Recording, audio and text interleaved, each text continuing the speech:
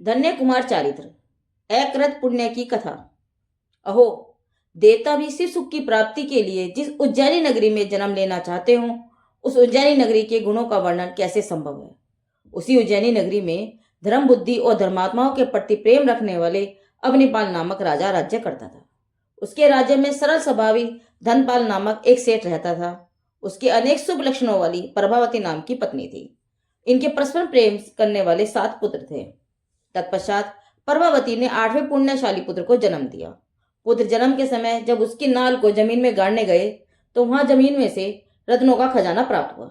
रत्नों का खजाना मिलने पर पिता धनपाल आदि इस आश्चर्य को देखकर राजा अवनिपाल के पास गए और कहा, हे नाथ, मेरे यहाँ उत्तम पुत्र का जन्म हुआ है और उसकी नाल गाड़ते समय मुझे बड़ा खजाना मिला है। यह सुनकर महाराज बोले कि हे श्रेष्ठी, जिस पुत्र के पुण्य से धन निकला है वही इसका मालिक है। मुझे प्रजा के किसी धन की अभिलाषा नहीं है। महाराज की इस प्रकार की निष्प्रहता देखकर धनपाल को बहुत प्रसन्नता हुई। उसने घर जाकर पुत्र जन्म के उपलक्ष्य में जिन मंदिरों में कल्याण के कारणभूत विघ्न विनाशक जिनेन्द्र भगवान की महापूजा की, कुटुंबी जनों और याचक जनों को अनेक प्रकार का दान देकर संतुष्ट किया। पुण्यशाली पुत्र जन्म से परिजनों के धन्य व कतार होने के विचार से पुत्र का सार्थक नाम भी धन्य कुमार रखा।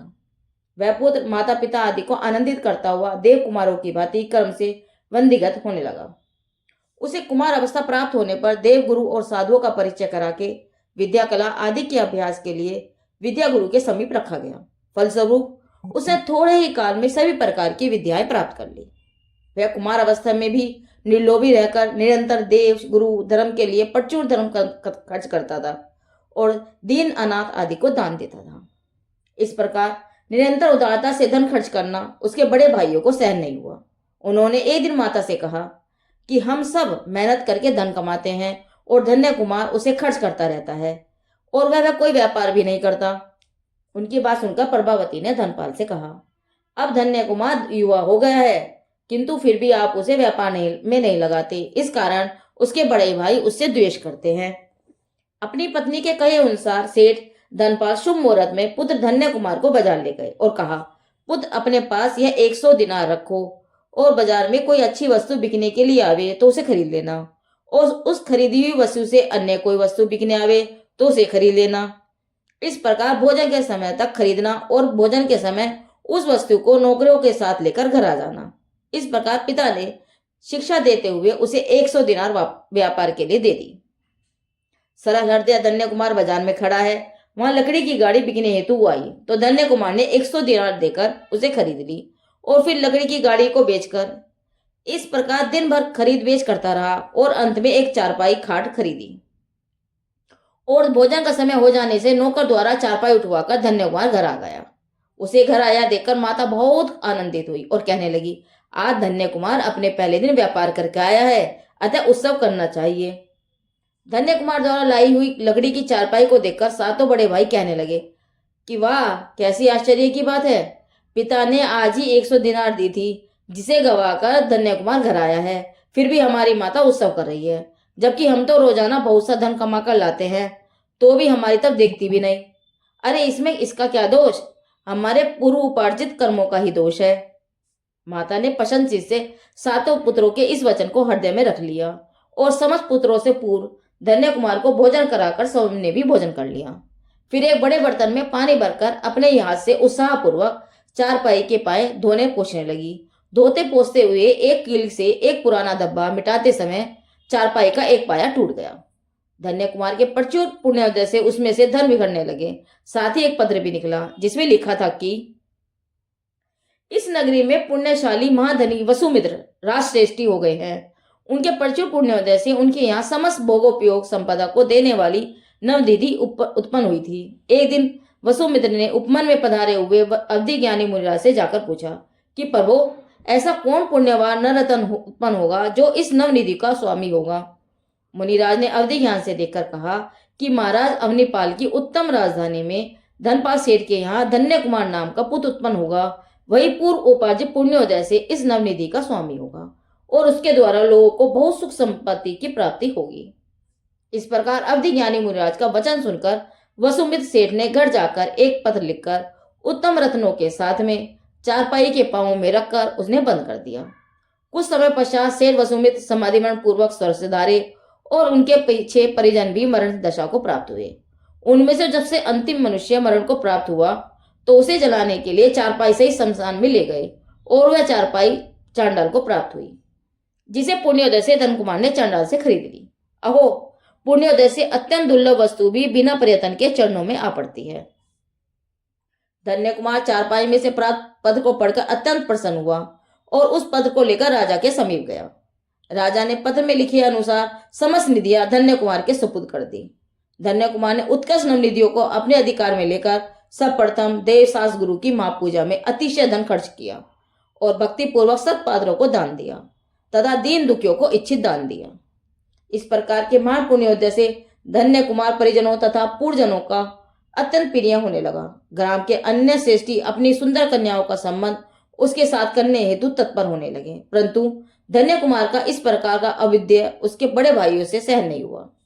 इस प्रकार वे उससे ईर्ष्या करने लगे और उसे मार डालने के षड्यंत्र रचने लगे, किंतु सरल चित्त धन्य कुमार उनके इस दुष्ट अभिप्राय से अनजान था। एक दिन सातों बड़े भाई धन्य कुमार को मार डालने के अभिप्राय से उसे उपवन की वापिका में जल क्रीड़ा के लिए ले गए और वापिका के किनारे बैठे हुए धन्य कुमार को बड़े भाइयों ने पीछे से धक्का देकर वापिका में गिरा दिया और ऊपर से पत्थरों की वर्षा करने लगे। उस समय धन्य कुमार ने नमोकार मंत्र का स्मरण किया और इसे अपने पूर्व कर्म का उदय समझकर धैर्य सहित धारण किया। सभी बड़े भाई इसे मरा समझकर वहां से चले गए। तत्पश्चात धन्य कुमार अपने पुण्य से बच गए। तब बाहर निकलने पर अपने बड़े भाइयों की दुष्टता पर विचार कर यह निर्णय किया कि अब घर जाकर दुष्ट भाइयों के साथ रहना योग्य नहीं है। ऐसा विचार कर धन्य कुमार अन्य देश के लिए रवाना हो गए। चलते चलते एक खेत में किसान को हल चलाते देखकर उन्हें आश्चर्य हुआ कि यह किस जाति की विद्या है, मैंने तो कभी ऐसी विद्या देखी नहीं। इस प्रकार उसे देखते देखते वे अपनी थकान मिटाने के लिए वहीं बैठ गए। किसान धन्य कुमार को थका हुआ देखकर उनके हालचाल पूछने उनके पास आया। धन्य कुमार को देखकर वह आश्चर्य पड़ गया और विचारने लगा कि अवश्य ही यह कोई महापुरुष है। अतः उसने धन्य कुमार को अपना अतिथि मानकर उससे निवेदन किया, हे सज्जन, मेरे पास शुद्ध दही और भात है, उन्हें आप कृपया करके स्वीकार करें, आप मेरे अतिथि हैं। धन्य कुमार की स्वीकृति पाकर किसान को बड़ी प्रसन्नता हुई और वह दही भात परोसने के लिए पत्तल लेने चला गया। इधर कौतूहलवश धन्य कुमार ने हल चलाया तो हल्का कांटा एक विशाल सोने की मोहरों से भरे हुए बर्तन से टकराया। उसे देखकर धन्य कुमार को लगा कि अरे, मेरे ऐसे पूर्व विज्ञानाभ्यास से पूरा पड़े। यदि इस विशाल धन को किसान देख लेगा तो वह भी भाइयों की तरह दुष्ट बर्ताव करेगा। ऐसा विचार कर उस धन के खजाने पर मिट्टी डाल दी और वापिस यथास्थान आकर बैठ गए। इतने में ही किसान पत्तल लेकर आ गया और शुद्ध जल से उसे साफ करके दही भात का भोजन धन्य कुमार को कराकर अत्यंत प्रसन्न हुआ। कुमार भी भोजन करके राजगृह नगर का मार्ग पूछकर वहां से रवाना हो गए। धन्य कुमार के जाने के बाद जब किसान पुनः हल चलाने लगा तब उसकी नजर धन से भरे खजाने पर पड़ी। उसे देखकर किसान को आश्चर्य हुआ कि अहो, यह धन इन भाग्यशाली के भाग्य से ही निकला है, इस कारण इसका स्वामी वही भाग्यशाली पुरुष है, अतः यह धन मुझे स्वीकारना योग्य नहीं है। अहो देखो, किसान गरीब है फिर भी उसमें कितनी निर्लोभता और सज्जनता है कि अपने खेत में से इतना बड़ा खजाना मिलने पर भी मैं इसका स्वामी नहीं, किंतु उसके भाग्य से निकला है, अतः वही उसका मालिक है, ऐसा मानता है। वह किसान धन्य कुमार के पीछे पीछे आवाज लगाता हुआ दौड़ता है। कुमार भी किसान की आवाज सुनकर खड़े हो जाते हैं। किसान धन्य कुमार के समीप जाकर विनम्रता से कहता है, हे भाग्यशाली, आपके पुण्योदय से जो यह खजाना निकला है, आप ही इसके स्वामी हैं। धन्य कुमार ने कहा, हे भाई, मैं तो अपने साथ कुछ लाया नहीं, मैंने तो अभी तुम्हारे दाल भात खाए हैं। जो धन तुम्हारे खेत में से निकला है तुम ही उसके मालिक हो, मैं नहीं। तब किसान बोला, हम अपने बाप दादा के जमाने से यह खेत जोतते हैं, परंतु धन का ऐसा खजाना कभी नहीं निकला, अतः आप जो खजाना निकला है वह तो आपके पुण्योदय से ही निकला है, इस कारण इसके स्वामी आप ही हैं। तब धन कुमार बोले, भले ही ऐसा हुआ हो, परंतु यह धन का खजाना मैं तुम्हें भेंट देता हूँ, तुम इसे स्वीकार करो। इस बात को सुनकर किसान ज्यादा कुछ नहीं बोल सका, मात्र इतना ही कहा, इस दास के योग्य कोई कार्य सेवा हो तो अवश्य याद करना। ऐसा कहकर वे दोनों अपने अपने रास्ते चले जाते हैं। राजगिरी चलने के लिए आगे बढ़ते बढ़ते धन्य कुमार अपने महाभाग्य से एक अवधि ज्ञानी मुनिराज को एकांत स्थान में बैठे देखते हैं। मुनिराज के दर्शन से धन्य कुमार को बड़ी प्रसन्नता होती है। मुनिराज को वंदन करके वे उनसे धर्म का स्वरूप पूछते हैं, जिसके उत्तर में मुनिराज विस्तार से धर्म के स्वरूप का वर्णन करते हैं। उसे सुनकर धन्य कुमार को बड़ा आनंद आता है। तत्पश्चात वे मुनिराज से पूछते हैं, प्रभु, मुझे किस पुण्योदय से धन के खजाने मिलते हैं और माता अत्यधिक प्रेम करती है, तथा किस पापोदय के कारण भाई मुझसे द्वेष करते हैं, यह सब कृपया करके कहो। मुनिराज धन्य कुमार को आसन भव्य जानकर उनके पूजन की कथा कहते हैं। हे भव्य, तू चित्त को स्थिर करके अपने पूर्वज की कथा सुन, क्योंकि उसे सुनकर तुझे संसार से वैराग्य उत्पन्न होगा, धर्म में रुचि होगी, पापों से डर लगेगा, दान शील तप नियम आदि में परिवर्तन होगा। तेरे पूर्व की कथा सुनने से अन्य जीवों का भी उपकार होगा। मगध देश के अंतर्गत भोगावती नाम की एक नगरी थी। उसके स्वामी का नाम कामवष्टि था तथा उसकी स्त्री का नाम मरष्टदाना था। उसके घर में सुकृत पुण्य नाम का एक नौकर था। जब मरष्टदाना गर्भवती हुई तब पापोदय से उसके पति कामवष्टि का मरण हो गया। तत्पश्चात जो जो गर्भ वृद्धिगत होता गया त्यों त्यों उसके परिवार के सभी मनुष्य मरते गए। जब पुत्र का जन्म हुआ तब मरष्टदाना की माता भी मर गई और पुण्य कर्म भी नष्ट हो गया। अतः बुद्धिमान पुरुषों को अनिष्ट संयोग का प्रधान कारण जो पाप है उसे प्राण जाने पर भी नहीं छोड़ना चाहिए। जब मरष्टदाना के पास कुछ भी नहीं बचा तो वह उस पापी पुत्र का पेट अनाज पीस पीस कर भरने लगी। कामवृष्टि के मरणोपरांत उसका नौकर सुकृत पुण्योदय से भोगावती नगरी का स्वामी बन गया। देखो, इस बालक ने पाप के अलावा कभी पुण्य कर्म नहीं किया, इस कारण उसकी दारुण दुखदायक दशा हुई। इस कारण से उसकी माता ने अपने उस अभागे पुत्र का नाम अकृत पुण्य रखा।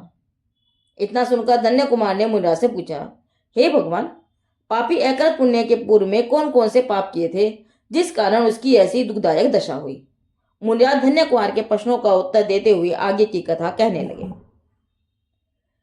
इसी देश में भूतिलक नाम का एक सुंदर नगर था। उसमें महादानी महाधनी बुद्धिमान शुभ कर्म करने वाला धनपति नाम का एक सेठ रहता था।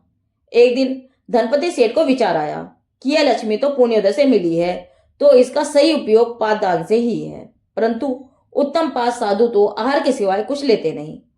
अतः इसका सदुपयोग करने के लिए बड़े बड़े जिनाले बनवाने चाहिए और जिनालियों में जिन प्रतिमाओं के साथ साथ चारों अनुयोग्य के शास्त्रों को विराजमान करना चाहिए, जिससे अनेक जीव चिरेन दर्शन भक्ति पूजन स्वाध्याय आदि कर धर्म लाभ प्राप्त करें। इस प्रकार महान पुण्य अर्जन का कारण होने से जिन मंदिर बनवाकर विशाल पंच कल्याण प्रतिष्ठा कराने से धन की सफलता होती है, ऐसा विचार कर उसने विशाल जिन मंदिर बनवाया और उसमें सुंदर मणिरत्नों की प्रतिमा धरवाई तथा चारों अनुयोगों के अनेक साल विराजमान किए, जिनकी सर्वत्र प्रसिद्धि हुई। दूर दूर से यात्री दर्शनार्थ आकर लाभ लेते और महान धर्म प्रभावना होती। उसे सुनकर एक दूरदर्शी चोर ने लोभ के वशीभूत होकर विचार किया, इन मणिरत्नों की प्रतिमाओं की चोरी के लिए त्यागी का वेश धारण करने से चोरी में सुगमता रहेगी। इसलिए माया जाल से कपट पूर्वक ब्रह्मचारी का वेश धारण करके मिथ्या तपस्या आदि करने लगा और उसने बोले लोगों में उसकी बहुत प्रशंसा होने लगी। गांव गांव में भ्रमण करते हुए वह कपटी ब्रह्मचारी एक बार भूतिलक नगर में आया। धनपति सेठ ने लोगों के मुख से उसकी प्रशंसा सुनी। इस कारण धनपति सेठ ब्रह्मचारी के पास जाकर विनती करके उसे अपने जिनालने में ले आया। वहां उस ब्रह्मचारी ने बगुले की तरह मायाचार से काय क्लेश आदि द्वारा लोगों में मान प्राप्त कर लिया। एक समय धनपति सेठ ने ब्रह्मचारी से विनती करके कहा कि मैं धन उपार्जन के लिए विदेश जाता हूँ, जब तक मैं वापस नहीं आऊं तब तक आप इस जन्मेंद्र और जिन प्रतिमाओं की संभाल रखना। परंतु कपटी ब्रह्मचारी तो कहने लगा, अरे सेठ, हम तो त्यागी हैं, ऐसे उपाधि में हमारा काम नहीं। फिर भी सेठ अत्यंत आग्रह पूर्वक ब्रह्मचारी को सब सौंपकर प्रदेश चला गया। सेठ के प्रदेश जाते ही कपटी वेशधारी को मौका मिल गया। उसने जिनालय के कीमती उपकरणों को व्यसन आदि के लिए खर्च कर दिया, परंतु ऐसे पाप कब तक छिपे रहते। उसके संपूर्ण शरीर में कोढ़ का रोग फूट निकला, जिससे उसे महापीड़ा होने लगी। शरीर महादुर्गंधमय हो गया। सत्य ही कहा है कि अधिक पुण्य तथा पाप का फल तुरंत ही आ जाता है। अरे हल जहर खाना तो ठीक है, क्योंकि वह तो एक ही भव में प्राण हरता है, परंतु निर्माल्य द्रव्य खाने से तो अनंत भव बिगड़ते हैं। इस बात को ध्यान में लेकर बुद्धिमानों को देवसाल गुरु का निर्माल्य द्रव्य कभी नहीं लेना चाहिए। ब्रह्मचारी कोढ़ की भीषण वेदना में वहां रहता था। ऐसे में शेर धनपति विदेश यात्रा से घर वापस आ गया। उसे देखकर ब्रह्मचारी का क्रोध भभक उठा और अरे पापी, सेठ प्रदेश में मरा नहीं, घर वापिस आ गया। इस प्रकार क्रोध ही क्रोध में उसकी रोग की वेदना बढ़ गई और महारौद्रयान से महाकष्ट से प्राण छोड़कर वह 7वें नरक में गया। वहां जाकर विचारता है कि अरे इन घोर दुखों का अंत कब आएगा, ऐसा विलाप करता है। इस तरह 7वें नरक के 33 सागर तक दुख सहन करके महामच हुआ। वहां भी अत्यंत कठोर पाप किए। फिर 7वें नरक गया, वहां दुख भोग कर वहां से निकलकर त्रस स्थावर जीव में बहुकाल तक भ्रमण किया और वहां से निकलकर यह अकृत पुण्य हुआ। मुनिराज कथा को आगे बढ़ाते हुए कहते हैं कि वह अकृत पुण्य एक दिन सुकृत पुण्य के खेत पर गया और सुकृत पुण्य की खुशामद करके कहने लगा कि दूसरे लोग तुम्हारे खेत में जो चने उखाड़ते हैं, यदि मैं भी उखाड़ूं तो मुझे क्या दोगे। ऐसे दीन वचन सुनकर सुकृत पुण्य विचार करने लगा, अहो संसार में यह सब कर्मों की ही विचित्रता है। जो स्वामी है वह तो नौकर बन जाता है और जो नौकर है वह स्वामी बन जाता है। हाय, यह तो मेरे ही सेठ का पुत्र है, परंतु कर्म उदय से मेरे पास याचना करता है। धिक्कार है ऐसे कर्मों को। ऐसा विचार करके दया से सुकृत पुण्य ने उसे स्वर्ण से भरा हुआ कलश दे दिया, परंतु अकृत पुण्य के पाप कर्म इतने तीव्र थे कि हाथ में लेते ही उसे वह कलश अग्नि के अंगारों की तरह जलाने लगा। इससे अकृत पुण्य कहने लगा, हे भाई, तुम दूसरे को तो चने देते हो और मुझे ये अंगारे क्यों दे रहे हो। इसे देखकर सुकृत पुण्य सोचा, अभी इसके पाप कर्म दारुण हैं। अतः उसने कहा, भाई तुम मुझे मेरे अंगारे वापस दे दे और जितने चने तुझसे ले जाए जा सकें ले जा। अकृत पुण्य अपने साथ जितने चने ले जा सका उतने चने बांधकर घर ले आया। उसकी माता ने चने देखकर पूछा, तू चने कहां से लेकर आया है। तब उसने कहा, मैं सुकृत पुण्य के खेत पर काम करने गया था, वहां से लाया हूं। यह सुनकर उसकी माता दुखित हृदय से विचार करने लगी, हाय, जो सुकृत पुण्य हमारा ही नौकर था वह मालिक हो गया और हम मालिक थे सो भिखारी हो गए। अहो, भाग्य की गति न्यारी है।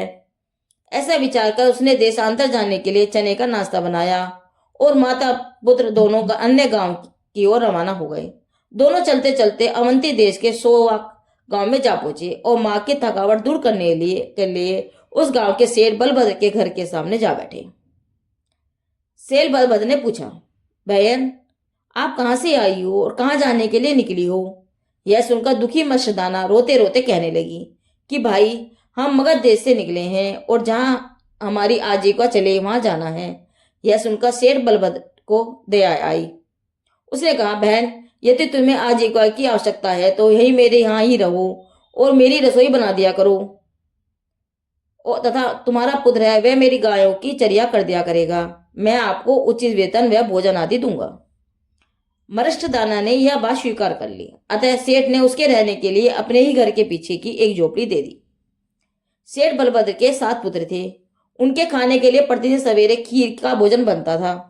उसे देख देख कर अकृत पुण्य भी रोजाना अपनी माता के पास खीर खाने के लिए रोया करता था। माता उसे समझाती थी, तूने पूर्व में कोई पुण्य कर्म नहीं किया, अतः मैं तुझे ऐसा उत्तम भोजन कहां से ला के दूं।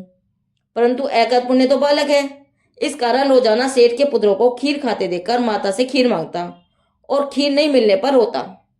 यह देखकर सेठ के दुष्ट पुत्र उसे मारते थे। एक बार मारने से उसे अधिक लग गई और उसका मुंह सूजकर विकृत हो गया। अकृत पुण्य की ऐसी दशा देखकर सेठ बलभद्र ने पूछा, यह मुख कैसे सूज गया। तब उसकी माता ने कहा कि यह खाने के लिए खीर मांगता था, परंतु पाप के उदय से खीर कैसे मिल सकती है। उसके बदले में आपके पुत्रों ने इसकी यह दशा की है। यह सुनकर सेठ को बड़ा दया आई और उसने अकृत पुण्य की माता से कहा, तू मेरे घर से घी, दूध, चावल और शक्कर अपने घर ले जा और उसकी खीर बनाकर पुत्र की अभिलाषा पूर्ण कर। सेठ के कहे अनुसार वह दूध आदि सामग्री अपने घर ले आई और पुत्र से कहा, आज मैं तुझे खीर बनाकर खिलाऊंगी, तू बछड़ों की टहल करके शीघ्र आ जाना। अकृत पुण्य प्रसन्न चित्त से बछड़ों की चर्या करने गया और माता कहे अनुसार जल्दी आ गया। इतने में माता ने खीर बनाकर तैयार कर दी। माता ने अकृत पुण्य से कहा, बेटा मैं पानी भरकर अभी घर लाती हूँ। यदि इतने में कोई साधु आवे तो उन्हें जाने मत देना, क्योंकि उत्तम पादान से महान पुण्य बनता है। उत्तम पात्र को दान देने से अपने को उत्तम भोजन मिला करेगा और उत्तम पादान से ही गृहस्थ आश्रम की सफलता है। हमने पहले कभी दान नहीं दिया, इस कारण दरिद्रता के दुख सहन करने पड़ रहे हैं। इस प्रकार से धार्मिक भावना समझाकर माता घड़ा लेकर पानी भरने चली गई। इतने में महान पुण्योदय से अकृत पुण्य को रतनत्रय के धारक व अनेक रिद्धियों से विभूषित महापाद सुव्रत नामक मुनिराज एक माह के उपवास के पाड़ने के लिए शरीर की स्थिति के लिए बलभद्र के घर की तरफ आते हुए दिखाई दिए। यह देखकर ऐकर पुण्य शुद्ध मन से विचारता है कि अहो, यह महान साधु आत्मा है। देखो, इनके पास वस्त्रादिक कुछ भी नहीं है। अहो, मेरे महान पुण्योदय से ये साधु महात्मा पधारे हैं, मैं इनको जाने नहीं दूंगा। इस प्रकार विचार करते हुए वह मुनिराज के सामने जाकर विनती करने लगा। प्रभु, मेरी माता ने बहुत ही सरस खीर बनाई है, वह आपको भोजन में देनी है। मेरी विनम्र प्रार्थना है कि आप यहीं ठहरें। मेरी माता अभी पानी भरकर आती ही है। परंतु मुनिराज का यह मार्ग नहीं है, इसलिए वे धीमे धीमे आगे बढ़ने लगे। तब ऐकरत पुण्य मुनिराज के चरण पकड़कर अत्यंत विनयपूर्वक बोलता है कि तात, मेरे ऊपर दया करो, कुछ देर खड़े रहो, आप यहाँ से आगे मत पधारो। इस प्रकार प्रार्थना करने लगा। इतने में ही उसकी माता पानी भरकर आ जाती है और मुनिराज को देखकर अत्यंत प्रसन्न होती है। जैसे अन्यास दुर्लभ धन मिलने से प्रसन्नता होती है, वैसी प्रसन्नता इस समय उसे हुई थी। परंतु उसने तुरंत अपने सिर से पानी का घड़ा उतारकर मुनिराज के चरणों में नमस्कार किया कि हे स्वामी, नमोस्तु नमोस्तु, अत्रो अत्रो अत्रो, तिष्ठो तिष्ठो, ठह ठह ठह। मन शुद्धि, वचन शुद्धि, काय शुद्धि, भूमि शुद्धि, आहार जल शुद्ध है, ऐसा कहकर मुनिराज का प्रग्रहण किया। तत्पश्चात मुनिराज को घर में ले जाकर उच्च आसन पर विराजमान किया और नवदा भक्ति से अत्यंत हर्षित होकर पुत्र के साथ साथ माता ने मुनिराज को खीर का आहार कराया। मुनिराज को आहार करते देखकर ऐकरत पुण्य बहुत ही आनंदित हुआ। इस कारण उसने महान पुण्य का उपार्जन किया। वह विचार करने लगा कि अहो, आज मैं कृतार्थ हुआ हूं, आज महादान से मेरा जीवन सफल हुआ है, आज मैं कितना भाग्यशाली हूं। देव, राजा, महाराजा और विद्याधरों से वंदनीय महापात्र मुनिराज मेरे घर आहार कर रहे हैं। इस प्रकार ऐकरत पुण्य उल्लास पूर्वक पवित्र भावना से महान पुण्य का उपार्जन करता रहा है। जितेंद्रिय योगी राज ने खड़े खड़े शांत भाव से पानी पात्र में आहार करके दाता को पावन किया और शुभ आशीर्वाद प्रदान कर वन जंगल की ओर विहार कर गए। देखो, बालक की उत्तम भावना कि जो खीर के लिए कितने ही समय से रोता था और जैसे तैसे सेठ की कृपा से खीर मिली भी तो उसे खाने के लिए ऐसी लोलुपता नहीं की कि यह खीर मुझे बड़ी कठिनाई से मिली है, अतः मैं किसी को नहीं खाने दूंगा, बल्कि सारी खीर मैं ही खाऊंगा। परंतु साधु महाराज को खीर देने के लिए धैर्यपूर्वक प्रतीक्षा करता है और सद्भाग्य से मुनिराज के आ जाने पर निर्लोभता से, भक्ति से, उल्लास पूर्वक खीर का दान देकर आनंदित होता है। वे मुनिराज अक्षीण वृद्धि से भूषित थे, इस कारण मुनिराज का आहार होने से खीर अक्षीण हो गई। चक्रवर्ती की समस्या न भोजन करे तो भी उस दिन अक्षय रिद्धि के कारण भोजन खत्म नहीं होता। तो जब मुनिराज आहार करके चले गए तो मत्स्यदाना ने ऐकर पुण्य को बहुत खीर जमाई और स्वयं भी पेट भरकर खाई, तो भी खीर रंच मात्र भी कम नहीं हुई। यह देखकर उसको बहुत आश्चर्य हुआ और सेठ बलभद्र के कुटुंब को भोजन के लिए बुलाया, तो भी भोजन कम नहीं हुआ। तब पूरे गांव को दिन भर भोजन कराया। इस महादान से माता और पुत्र की बहुत प्रशंसा और प्रसिद्धि हुई। खीर खाकर ऐकरत पुण्य बछड़ों को चराने के लिए मन में ले गया, किंतु पेट भर गरिष्ठ भोजन खाने से उसको निंद्रा आ गई और गाय स्वयं वापस घर आ गई। गायों को अकेला आया देखकर उसकी माता सोचने लगी कि पुत्र वापस घर क्यों नहीं आया, उसे क्या हुआ होगा। ऐसी चिंता से वह रोने लगी और सेठ से उसकी खोज करने को कहा। मत्स्यदाना के आग्रह से सेठ अपने नौकरों सहित ऐकरत पुण्य को खोजने के लिए निकला। इधर जब ऐकरत पुण्य की नींद उड़ी तो उसने गायों को नहीं देखा, तो अतः व्याकुल होकर उन्हें चारों तरफ खोजते खोजते घर की तरफ आने लगा। इतने में अपने सामने शेर बलभद्र को आते देखकर डरकर पर्वत पर चढ़ गया। बलभद्र ने उसकी बहुत खोज की, परंतु उसके नहीं मिलने पर वह वापस घर आ गया। ऐकरत पुण्य पर्वत ऊपर गुफा के दरवाजे पर खड़ा रहा। गुफा में सुव्रत मुनिराज धर्म का उपदेश दे रहे थे, सो ऐकरत पुण्य भी उसे प्रसन्नता पूर्वक सुनने लगा। उपदेश पूर्ण होने के बाद श्रावक गण नमो अरिहंताणम का उच्चारण करते हुए गुफा में से बाहर निकले। ऐकरत पुण्य भी उन लोगों के साथ मंत्र का उच्चारण करते हुए पीछे पीछे जा रहा था। इतने में एक क्षुधातुर बाघ ने उसे पकड़ लिया और ऐकरत पुण्य ने मंत्र के स्मरण सहित समाधि पूर्वक देह का त्याग किया और उपार्जित किए हुए महान पुण्य के उदय से सोधर्म स्वर्ग में महाद्रक देव हुआ। अहो देखो, कहाँ तो उसके प्रबल प्राप्योदय और कहाँ उस दुर्लभ पादान का योग और कहाँ उत्तम भावना से प्राप्त स्वर्ग। इधर रात भर पुत्र के न आने से चिंतातुर माता सवेरा होने ते ही शेर बलभद्र को लेकर पुत्र को खोजने के लिए निकली। वे उसे खोजते खोजते उसी पर्वत पर जा पहुंची जहां प्रिय पुत्र का आधा खाया हुआ शरीर पड़ा था। उसे देखकर पुत्र की मृत्यु जानकर उसकी माता महाशोक पूर्वक रुदन करने लगी। इधर एकर पुण्य स्वर्ग में उत्पन्न होने पर विचार करने लगा, मैं कौन हूं और यह सुखमय स्थान कौन सा है इत्यादि विचार करते करते उसे अवधि ज्ञान प्रकट हो गया और पूजन की सारी बातें जान ली। और अपनी माता को रुदन करते देखकर उसने सब प्रथम तो जिन मंदिर में जाकर जिनेन्द्र भगवान की पूजा की और उसके पश्चात बहुत वैभव के साथ माता को समझाने के लिए पृथ्वी पर आया। शोक से रुदन करती हुई माता को देखकर कहा, हे माता, तू रुदन मत कर, मैं ही तेरा पुत्र हूं, परंतु पाददान और नमस्कार मंत्र के प्रभाव से मैं देव हुआ हूं। ऐसा कहकर स्वर्ग के उत्तम उत्तम सुखों का वर्णन किया और अंत में कहा, हे माता, यह सब प्रताप दान व्रत आदि का है, अतः तू भी व्रत आदि का पालन कर और रुदन छोड़। रुदन करने से पाप बंद होता है, अतः तू दुर्लभ संयम को धारण करके मनुष्य जन्म सफल कर इत्यादि संबोधन करके देव स्वर्ग में गया। और माता मत्स्यदाना को महान आश्चर्य हुआ कि कहाँ तो एकांत पुण्य की दारुण दुख में दशा और कहाँ महापापदान लाभ और व्रतादि की भावना से स्वर्ग का उत्तम सुख। ऐसा जानकर वह भी घर बार का परित्याग करके संसार से विरक्त होकर दीक्षित हुई और यथा योग्य तप आदि करके समाधि पूर्वक प्राणों का परित्याग किया। जहां एकांत पुण्य का जीव था वहीं बलभद्र का जीव देव और मत्स्यदाना का जीव देवी हुआ।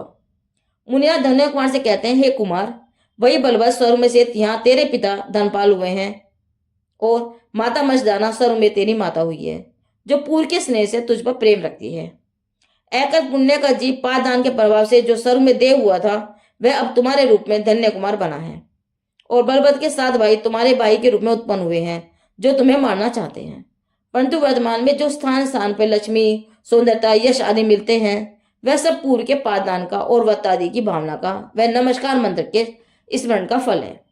अब तुम इस भाव में भी परितन पूर्वक धर्म करने में सावधान रहना। ऐसा कहकर आशीर्वाद किया। धन्य कुमार अपने पूर्व भाव जानकर व पादान आदि का फल जानकर बहुत प्रसन्न हुआ और धर्म में विशेष दृढ़ हुआ। अब धन्य कुमार मुनिराज के द्वारा सुनाए गए धर्म के उत्तम फल का विचार करते हुए राजगिरी नगरी की तरफ जा रहा है। राजगिरी नगरी के बाहर एक सूखे हुए वन में जाकर विश्राम करता है। जब धन्य कुमार वन में सूखे वृक्ष के नीचे विश्राम के लिए बैठता है तब सारा ही वन एकदम हरा भरा हो जाता है। सूखी बावड़ी में पानी भर जाता है। इस वन का मालिक सेठ कुसुमदत्त है। वह अपने वन को सूख जाने से काटने का विचार करता है। इतने में एक अवधि ज्ञानी मुनिराज से उसकी भेंट हो गई। सेठ कुसुमदत्त मुनिराज को भक्ति से नमस्कार करके पूछता है कि प्रभु, यह वन सूख गया है, सो फिर से नंदन वन समान होगा कि यह नहीं। मुनिराज कहते हैं कि कोई भाग्यवान पुरुष आकर यहाँ बैठेगा, उस समय यह वन नंदन वन के समान हो जाएगा। इस प्रकार मुनिराज के वचन सुनकर सेठ कुसुमदत्त उस भाग्यवान पुरुष की प्रतीक्षा करता रहता है। धन्य कुमार के आने से वह सूखा वन फल फुलादि से नंदन वन समान हो जाने से आश्चर्ययुक्त कुसुमदत्त सेठ धन्य कुमार के पास आकर नम्रता से पूछता है, आप भाग्यशाली कौन हैं और किस स्थान से पधारे हैं। तब धन्य कुमार कहता है कि मैं उज्जैनी का निवासी वणिक सुपुत्र जैन हूं।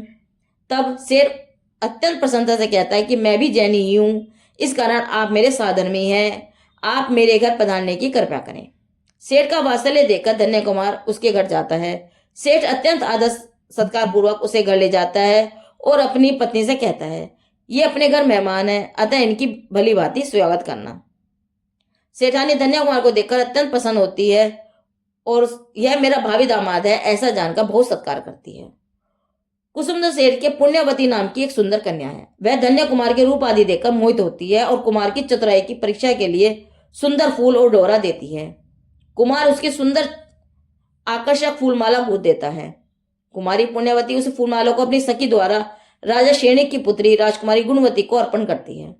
गुणवती माला देखकर अत्यंत पसंद होती है और पूछती है कि ऐसे सुंदर गुथी हुई पुष्पमाला किसने बनाई है। तब पुण्यवती कहती है कि हमारे घर एक सेठ पुत्र आया है, उसी बुद्धिमान ने बनाई है। राजकन्या गुणवती सेठ पुत्री से कहती है, अहो, तू बड़ी भाग्यशाली है जिससे तुझे ऐसे उत्तम वर की संगति मिलेगी। एक समय धन्य कुमार बाजार में जाता है और एक सेठ की दुकान पर बैठता है। उसके बैठने से सेठ को व्यापार में बहुत लाभ होने से उसका कारण पुण्यशाली धन्य कुमार को जानकर वह कुमार से विनती करता है कि मेरी पुत्री सुंदर रूपवान और गुणवान है, मैं उसका विवाह आपके साथ करूंगा। इसी तरह दूसरे दिन सालीभद्र सेठ की दुकान पर जाकर कुमार बैठा तो उसे भी व्यापार में बहुत लाभ हुआ। वह इस लाभ का कारण पुण्यशाली कुमार है ऐसा जानकर कुमार से कहता है, हे भद्र, कृपया मेरी सुभद्रा नामक बहन को स्वीकार कर अनुग्रहित करें। मैं आपके साथ उसका विवाह कर अपने को भाग्यशाली समझूंगा। इस प्रकार अन्य भी कितने ही श्री महंतों ने अपनी कन्याओं का विवाह धन्य कुमार के साथ करने का निश्चय किया। राजा श्रेणी की पुत्री गुणवती भी धन्य कुमार के रूप गुण से मोहित होकर दिन प्रतिदिन दुबली होने लगी।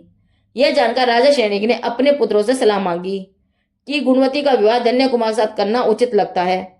तब राजपुत्र कहते हैं, पिताजी, उसकी शूरवीरता की आदि की परीक्षा करनी चाहिए। उसके लिए नगरी के बाहर राक्षस ग्रह है, उसे उसमें एक रात्रि रखना चाहिए। यदि वह राक्षस ग्रह के उपद्रव पर विजय प्राप्त कर ले तो गुणवती का विवाह उसके साथ कर देना। इस प्रकार विचार कर धन्य कुमार से रात्रि में किसी कार्य का बहाना करके राक्षस ग्रह जाने को कहा। धन्य कुमार ने भी उनका यह प्रस्ताव सहर्ष स्वीकार कर लिया। अन्य अनेक श्री महंतों ने से जाने को मना किया कि जो उस राक्षस ग्रह में जाता है वह मृत्यु से बचता नहीं है, अतः आप वहां नहीं जाएं। परंतु कुमार तो निडर है, इसलिए उसने किसी भी बात न मानकर अत्यंत प्रसन्नता पूर्वक राक्षस ग्रह में जाना स्वीकार किया। धन्य कुमार को राक्षस ग्रह में जाते देखकर ग्रह का राक्षस बहुत प्रसन्न होता है और नमस्कार करके कहता है, हे प्रभु, आप मुझे अपना सेवक समझे। मैंने इतने समय से आपके धन खजाने से परिपूर्ण इस भवन की रक्षा की है। अब आप आ गए हैं तो अपना धन खजाना संभाले। जब कभी भी ऐसी आवश्यकता पड़े तब इस सेवक को अवश्य याद करना, मैं हाजिर हो जाऊंगा। ऐसा करके विलीन हो गया। कुमार रात्रि में सुखपूर्वक वहां रहा और प्रातःकाल उठकर सामायिक आदि क्रिया करके प्रसन्नता पूर्वक गांव आ गया। यह देखकर राजा सैनिकादि को आश्चर्य के साथ यह निर्णय हो गया, यह कोई साधारण मनुष्य नहीं है, महान गुणवान पुरुष है। ऐसा जानकर उन्होंने अपनी पुत्री गुणवती का विवाह कुमार के साथ कर दिया, साथ ही आधा राज्य भी दे दिया। अब धन्य कुमार राजा हो गए हैं। यह सब पुण्यता का फल है जो धर्म सेवन से होता है। ऐसा जानकर कुमार अत्यंत रुचि पूर्वक धर्म का पालन करता है और समय समय पर धर्म की महान प्रभावना करता है और सुखपूर्वक आनंद से रहता है। तब धन्य कुमार भाइयों की दुष्टता से गांव छोड़कर चला आया था। तभी से उनके नवनिधि विलुप्त हो गई तथा सभी हैरान परेशान होकर उस घर को छोड़कर किसी पुराने मकान में रहने लगे। भाइयों की दुष्टता से गांव के लोग उनकी निंदा करने लगे और कुपात्रों के पापोदय से धन समाप्त हो गया, पेट भरना भी मुश्किल हो गया। इस प्रकार वे सब महा दुखी हो गए। एक दिन सेठ धनपाल अपने धनवान भांजे सेठ शालीबद के यहाँ जाने को रवाना हुए। राजगढ़ी पहुंचकर धन कुमार के महल के नीचे बैठकर शालीबद का मकान क्या है यह पूछने लगे। धन्य कुमार महल के ऊपर बैठा था, उसकी नजर नीचे पड़ी। अहो, ये तो मेरे पिताश्री हैं। ऐसा पहचानते ही तुरंत नीचे आकर पिताजी के चरणों में नरमीभूत हो गया। बेचारे पिताजी तो उस समय फटे हुए कपड़े पहने भिखारी के जैसे लग रहे थे। उन्हें राजा धन्य कुमार को नमस्कार करते देखकर राज्य कर्मचारी और नगरजन आश्चर्य करने लगे। पिता धनपाल तो धन्य कुमार को पहचान ही नहीं पाए। इस कारण राजा को अपने पैरों में पड़ने से लज्जित हो जाते हैं और कहते हैं, अहो नराधीश, आप तो महान पुण्यात्मा हो, आप तो प्रतिपालक हो, अतः मुझे आपको नमस्कार करना चाहिए। यह सुनकर धन्य कुमार कहता है, आप ही नमस्कार करने योग्य हैं, क्योंकि आप मेरे पूज्य पिताजी हैं और मैं आपका सबसे छोटा पुत्र हूं। ऐसा सुनते ही पिता को पुत्र की पहचान लेते हैं और उनकी आंखों से आनंद की अश्रुधारा बह निकलती है। यही दशा धन्य कुमार की हो जाती है। धन्य कुमार पिताजी को अपने महल में ले गए और माता तथा भाइयों के कुशल समाचार पूछे। पिताजी ने उसके जाने के बाद घटित समस्त दुखद वृत्तांत क्या सुनाया। तब धन्य कुमार ने सेवकों के साथ धन धान्य वस्त्र आदि भेजकर उज्जैनी से माता व भाइयों को बुलाने भेजा। माता और भाई धन्य कुमार के समाचार जानकर बहुत आनंदित हुए और राजगढ़ी आ गए। राजगढ़ी आने पर धन्य कुमार माता और भाइयों का बड़ा सत्कार स्वागत करते हैं। माता पुत्र परस्पर मिलकर बहुत आनंदित होते हैं। सबके रहने के लिए कुमार भवन देते हैं। भाई अपने अपराध की क्षमा मांगते हैं। उसके पश्चात धन्य कुमार धन आदि की व्यवस्था कर देते हैं। इस प्रकार धन्य कुमार माता पिता भाई सभी भाई सुख शांति से रहते हैं और विशाल जिन मंदिरों का निर्माण कराकर धर्म ध्यान में समय व्यतीत करते हैं। एक दिन धन्य कुमार अपनी सुभद्रा नाम की पत्नी का मुख मलिन देखकर पूछते हैं, हे प्रिय, आज तुम्हारा मुख मलिन क्यों दिख रहा है? तुम्हें कुछ शोक है ऐसा लगता है। तब सुभद्रा कहती है, हे स्वामी, मेरा भाई शालीबद बहुत दिनों से कुटुंब घर आदि से उदासीन होकर वैराग्य के चिंतन पूर्वक घर में तप का अभ्यास करता है, परंतु आज ज्ञात हुआ कि वह जिन दीक्षा लेने के लिए तैयार हुआ है, इस कारण से मुझे शोक है। अन्यथा मैं आपके राज्य में सब प्रकार से अत्यंत सुखी हूँ। यह सुनकर धन्य कुमार सुभद्रा से कहता है, मैं अभी जाकर शालीबद को सुमधुर वचनों से समझा दूंगा, तू शोक छोड़। धन्यकान उसी समय अपने साले के घर गया और कहा, अरे शालीबद, तू आजकल घर क्यों नहीं आते हो?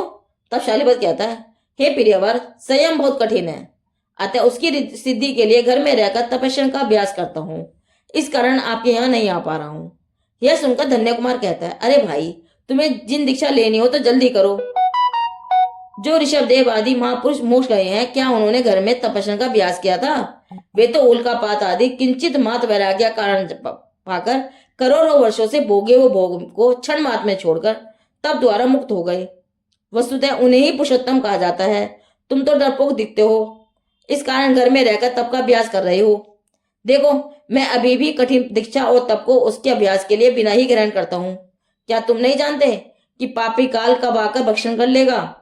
इसका कुछ भी विश्वास करने योग्य नहीं है। इस कारण जो संसार से छूटना चाहता है, उसको जब तक व्रत दशा नहीं आवे, इंद्रियां शिथिल न होवे, उसके पूर्वी मोक्ष के लिए प्रयत्न करना चाहिए। ऐसा कहकर हितकार और वैराग्यपूर्ण वचनों से शालीवध के रोम रोम में वैराग्य रस जागृत करके उन्हें तत्कालीन मुनि पद के लिए तैयार कर दिया और स्वयं भी उनसे अधिक विरक्ति पूर्वक अपने घर गए। राज्य का भार अपने पुत्र को सौंपा और माता पिता श्रेणिक आदि से आज्ञा लेकर शालीवध आदि अनेक लोगों के साथ भगवान महावीर के समोशन में गए। समोशन में जाकर भगवान के दर्शन पूजन किए, अनेक प्रकार के गुणगान करके भगवान की भक्ति की। तत्पश्चात प्रभु से विनती की, हे नाथ, हमें मोक्ष पदायक भगवती दीक्षा प्रदान करो। ऐसा कहकर हाथ जोड़कर खड़े हुए और भगवान की आज्ञा अनुसार धन्य कुमार शालीवध आदि के साथ बाह्य अभ्यंतर परिचय का त्याग कर मोक्ष की माता रूपी दिगंबर दीक्षा अंगीकार कर अनेक प्रकार की कठिन तपस्या करने में तत्पर हुए। इस प्रकार मुनिराज धन्य कुमार तपस्या कर अंत में संलेखना का पालन कर परियोपगमन मरण से ध्यान तथा समाधि पूर्वक बाह्य 10 प्राणों का त्याग कर धर्म के प्रभाव से सर्वर सिद्धि देव में स्वर्ग में अहम इंद्र हुए तथा वहां से चयकर मनुष्य पर्याय प्राप्त कर मोक्ष जाएंगे। शालीवध आदि मुनिराज भी अपने अपनी योग्यता अनुसार तपस्या करके समाधिमन पूर्वक देह त्याग कर यथा योग्य स्वरूपों में गए। अहो देखो, पवित्र जैन धर्म की धर्म महानता, जो जीव इसको अपने अंदर उतारता है उसका कल्याण नियम से ही होता है। देखो, धन्य कुमार के जीव ने पूर्व में पापी चोर होकर जिन मंदिर का निमालय द्रव्य चोरी किया, 7वें नरक में गया, वहां के घोर दुख भोगे। उसके बाद एक कर पुण्य हुआ और मात मुनिराज को आहार दान देने की भावना मां से महान पुण्य अर्जन का कर स्वर्ग गया। तत्पश्चात महाभाग्यशाली के रूप में धन्य कुमार हुआ और मुनि होकर तपस्या किया तथा समाधि पूर्वक परियोपगमन बनकर स्वास्थ्य सिद्धि में अहम इंद्र हुआ और अगले भाव में मोक्ष जाएगा। ऐसे पापी जीवों को भी पवित्र बनाकर मोक्ष मार्ग में लगाने वाला यह महान जैन धर्म हमें भी अपनाकर अपने आत्म कल्याण का मार्ग प्रशस्त करना चाहिए। धन्य कुमार चारित अकृत पुण्य की कथा पूरी हुई, जिनकी वाणी आगम वाणी।